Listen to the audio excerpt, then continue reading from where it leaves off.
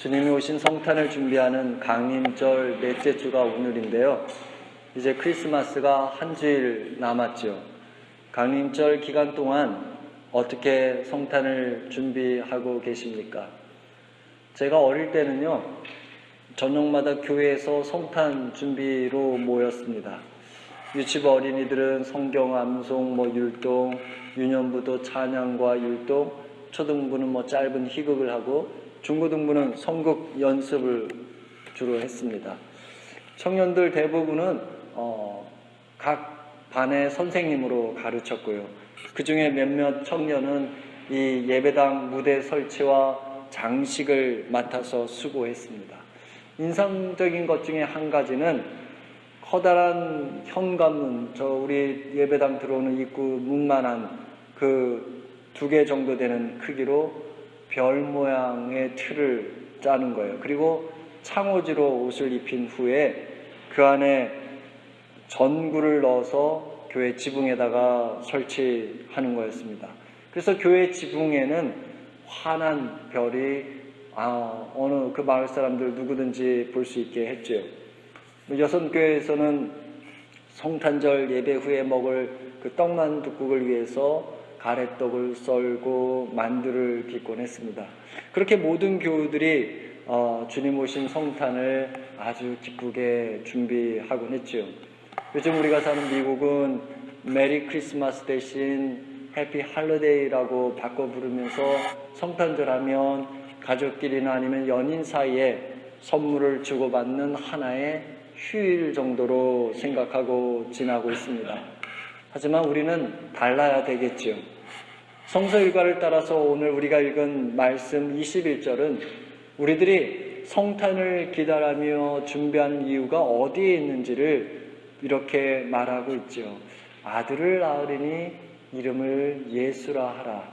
이는 그가 자기 백성을 그들의 죄에서 구원할 자이심이라 하니라. 그렇죠.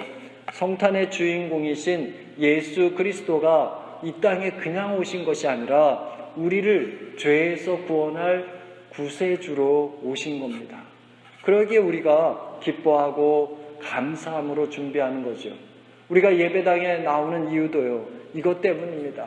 우리의 구원자이실 뿐만이 아니라 우리 인생의 주님이심을 찬양하고 인정하고 감사드리기 위해서죠.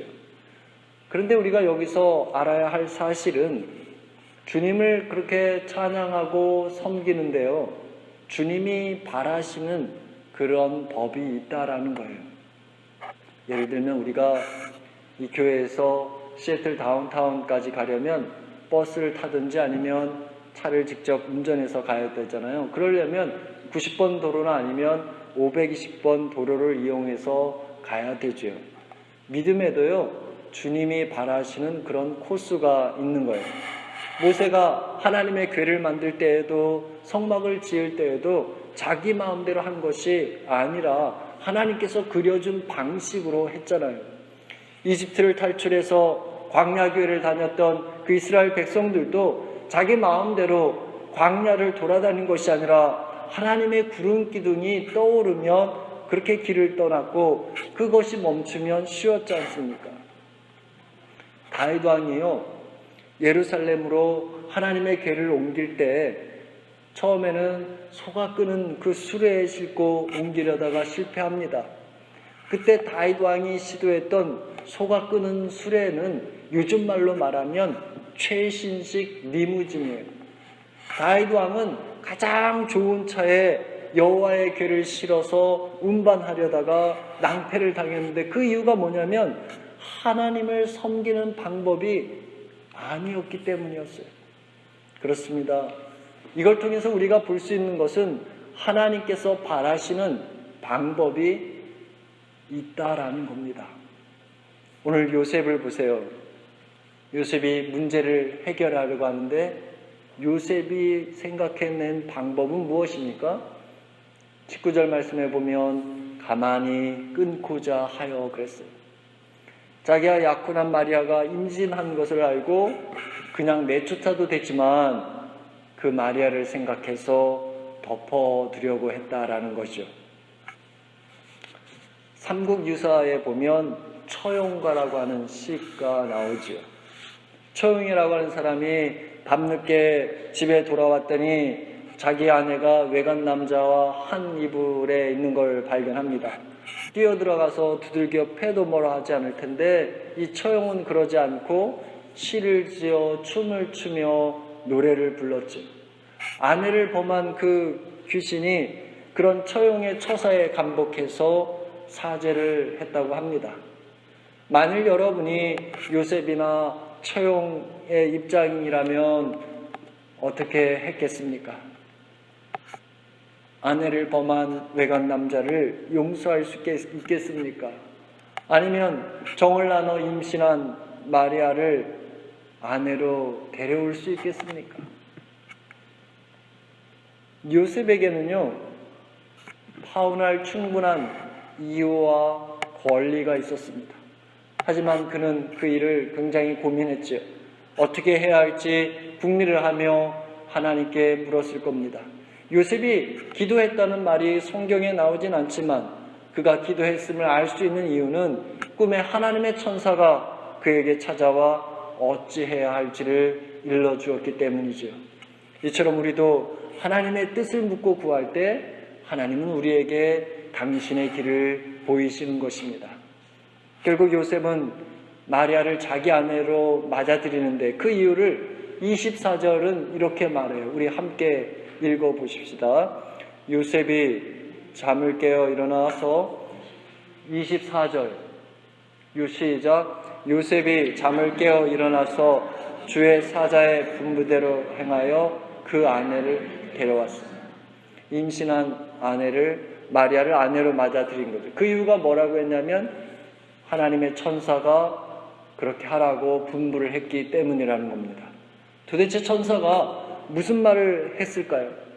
그것은 마리아가 임신한 것은 하나님의 은총을 입었기 때문이라는 거예요.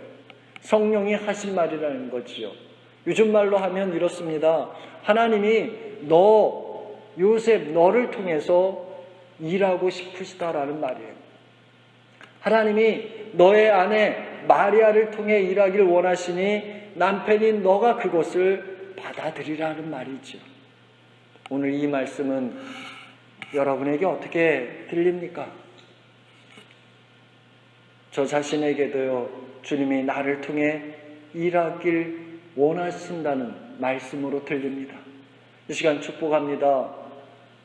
여러분 삶에 주님이 역사하지 않으면 견딜 수 없는 그런 여러분의 삶과 가정이 되길 축원합니다. 우리가 이 대목에서 알아야 될 불편한 진실이 있는데 그것은 하나님이요 내 삶에 들어와서 일하시는 게 그렇게 좋긴 한데 하나님이 내 삶을 당신 마음대로 이끄시는 것을 받아들이기가 어렵다라고 하는 점입니다. 계시록 3장 20절에 보면 이러죠. 볼지어다 내가 문 밖에 서서 두드리노니 누구든지 내 음성을 듣고 문을 열면 내가 그에게로 들어가 그로 더불어 먹고 그는 나로 더불어 먹으리라 그랬잖아요. 주님께서 지금 우리 삶에 들어오시고 싶어서 문을 두드리고 있는데 주님이 우리 삶에 들어오시려면요 내가 그 문을 활짝 열어야만 하잖아요. 그런데 우리가 여는 걸 주저하는 이유가 뭐냐면 요셉의 경우처럼 그것이 내가 전혀 기대하지 못한 일이 될까봐 두렵기 때문이죠. 또 내가 바라던 것이 아닐까 두렵기 때문입니다. 나아만 장군이 그랬죠. 병을 고치려는 마음에 이스라엘에 찾아와서 엘리사 선지자를 방문합니다. 엘리사는요 자기를 섬기던 종 게하시를 보내서 나아만 장군에게 요단강에 가서 몸을 7번 씻으면 깨끗해질 것이라고 그 방법을 일러줍니다. 그런데 그 종 게하시가 전해주는 그 말을 들은 나아만 장군은 기분이 나빴죠. 왜냐하면 선지자가 직접 나오지 않았는데다가 별로 깨끗하지도 않은 그 요단강 물에 가서 씻으라는 그 치료 방법이 자기 마음에 와닿지 않은 겁니다. 또 그렇게 하면 나을 수 있겠다는 확신이 들지가 않았어요. 대개 진료를 하면 의사가요, 환자의 그 상태를 보고 또 맥을 짚어보고 무슨 약을 먹으면 낫겠다는 그런 처방을 내리는데 엘리사는 그것이 아니었어요. 그래서 화가 나서 내가 이스라엘 온 게 헛수고라며 돌아가자고 그렇게 하고 있는데 종들이 나만 장군을 붙잡고 그러잖아요. 병을 고치러 여기까지 왔는데 곧 요단강에 몸을 7번 씻는 것이 무슨 큰 문제가 되겠느냐고. 그래서 나아만 장군이요, 종의 이야기를 듣고 자신이 기대한 것과는 달리 엘리사가 하라고 하는 방법을 따라 몸을 씻었는데 이게 웬일입니까? 깨끗해졌어요. 나음을 입게 된 것이죠. 그렇습니다. 분명 하나님의 생각은 우리 사람의 생각과 달라서요. 우리 사람의 생각을 넘어섭니다. 요셉이 천사의 말을 따랐던 이유는 바로 이 사실을 그가 인정한 것이죠. 오늘 여러분은 어떻습니까? 여러분 생각과 다른 하나님의 방법을 인정하고 계십니까? 제 선배 목사님이 한국에 있을 때 지하철 타고 목적지를 가고 있었는데요. 보따리 가방을 든 장사꾼이 들어와서 꾸벅 인사를 하더니 이러더랍니다.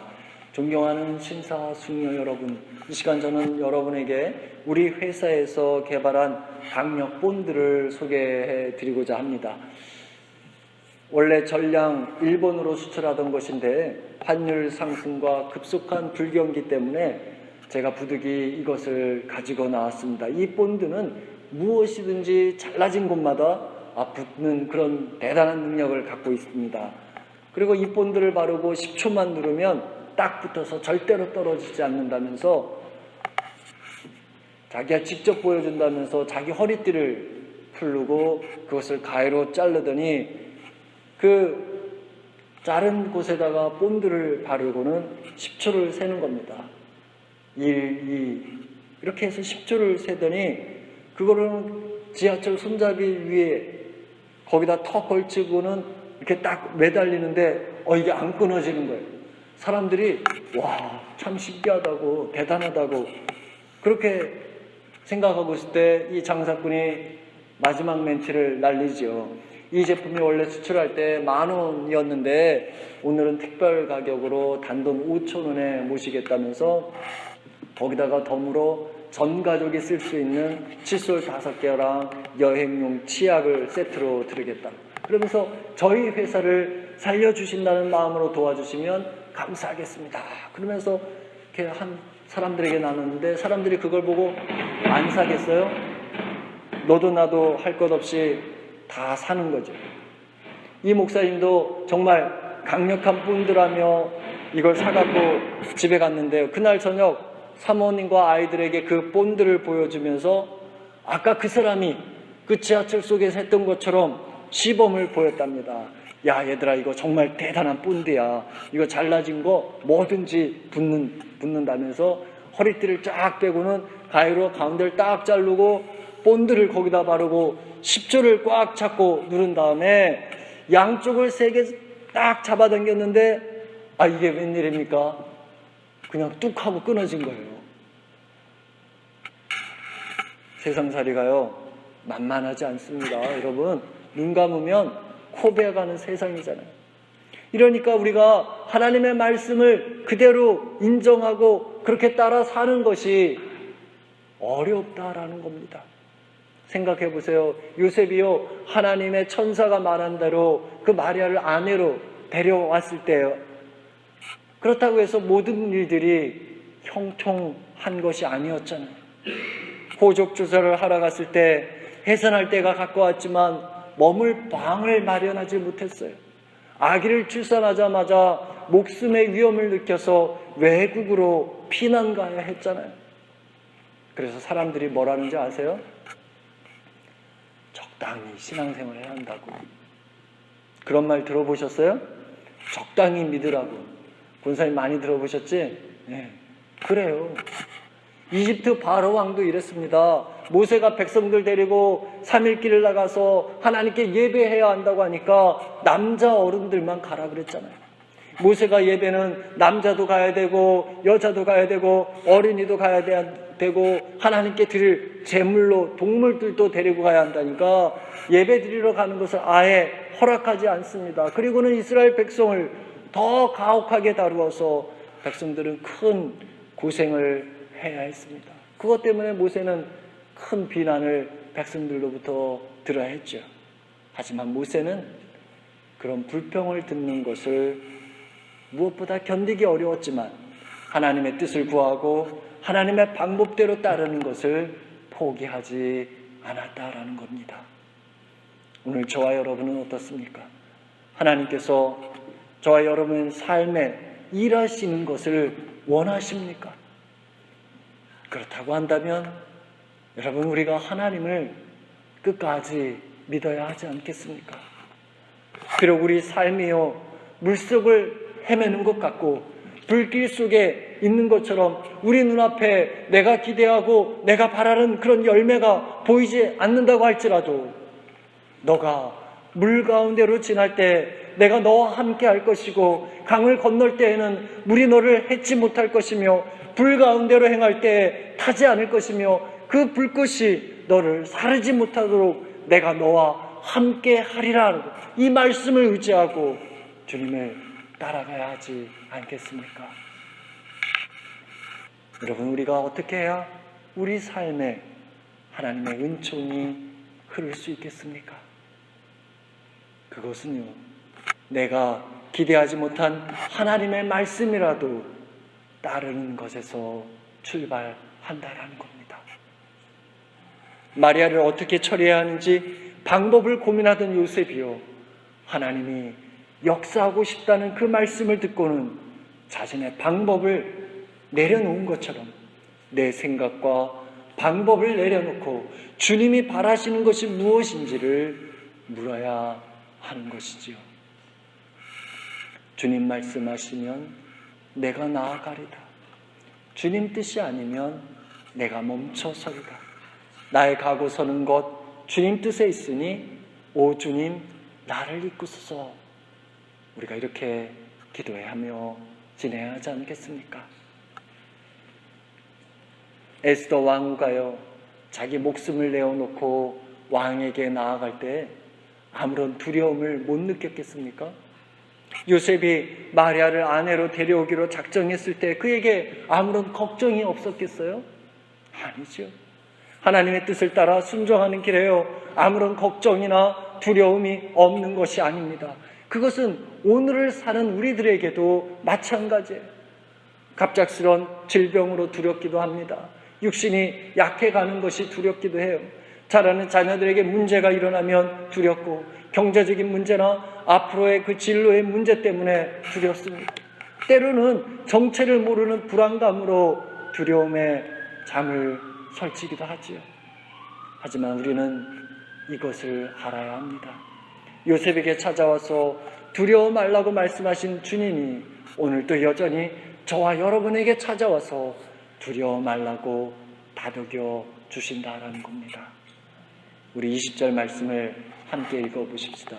20절 이 일을 생각할 때 주의 사자가 현명하여 이르되 다윗의 자손 요셉아 내 아내 마리아 데려오기를 무서워하지 말라. 그에게 잉태된 자는 성령으로 된 것이라. 무서워하지 말라. 두려워하지 말라고. 이 말씀이 여러분에게 어떻게 들립니까? 제게는요 이렇게 들려요. 너 하나님의 사람아 시애틀 교회에서 목회하는 거 두려워하지 말라고. 헌신하고 희생하는 거 헛됨이 아니니까 무서워 말라는 거예요. 내가 너와 함께 하려니 너로 하여금 하나님의 사람으로 하나님의 방법을 따라 살아가지 못하게 가로막는 더러운 죄와 싸우며 오늘도 믿음으로 나아가라고 말입니다. 우리가요 하나님께서 일하시는 통로가 되겠노라고 결심을 하고 하나님의 소리를 듣고 따르면요 하나님의 은혜는 오늘도 여전히 우리를 통해서 강물처럼 흐르게 되는 줄 믿으시기 바랍니다. 이 시간 축복합니다. 하나님의 방법대로 순종했어요. 하나님께서 주시고자 하는 복을 받는 저와 여러분이 되어야 하겠습니다. 우리는 이 시점에서 이것을 한번 우리 각자에게 물어봐야 합니다. 그것은 요셉이 자신을 찾아온 천사의 말을 듣고 그가 어렵게 결정했던 결심을 바꾸었잖아요. 그것처럼 오늘 우리 삶에 찾아와서 주님의 방법대로 하기를 바라실 때 우리가 포기하거나 바꾸어야 할 것은 무엇인지 말입니다. 찰턴 헤스턴의 배너를 보면 명장면이 여러 개 나오는데 가장 큰 장면은 마차 경주죠. 또 다른 장면은 예수님이 십자가에 달려 돌아가실 때입니다. 주인공 유다 배너는 나병에 걸린 누이와 어머니와 함께 멀리서 그 광경을 지켜보잖아요. 온통 어둠에 휩싸이고 천둥 번개와 함께 비가 내리는데 그때 그 순간 어머니와 누이의 나병이 씻은 듯이 사라집니다. 두 사람은 기뻐 서로 포옹하며 감사를 드리죠. 그럴 때 십자가에 달려 죽으신 예수님의 피가 그 빗물에 섞여서 흘러가는 장면이 있습니다. 주님의 보혈의 피가 그 빗물을 따라 온 세상에 흘러가는 것이죠. 그 거룩한 예수 그리스도의 피가 오늘도 저와 여러분에게 흐르고 있는 겁니다. 저는 이것이 우리를 구원하려 이 땅에 오신 하나님의 방법이라고 믿습니다. 하나님의 방법대로 십자가를 지신 예수님처럼 또 자기 생각을 내려놓고 천사의 말을 따랐던 요셉처럼 오늘 저와 여러분도 주님이 우리를 통해 거룩한 보혈의 피를 흘러갈 수 있도록 희생과 헌신의 십자가를 지어야 하지 않겠습니까? 때로는 그 일이 내 자존심을 내려놓고 포기하는 일이라 우리를 괴롭게 하고 때로는 우리를 아프게 하고 때로는 우리를 눈물 짓게 만들지라도 두려워하지 말라, 무서워하지 말라고 내가 너와 함께하려는 그 주님의 약속을 기억하고 그 말씀에 다시 힘을 얻고서 매일매일 하나님의 방법대로 따라가는 저와 여러분이 되시길 주님 이름으로 축원합니다.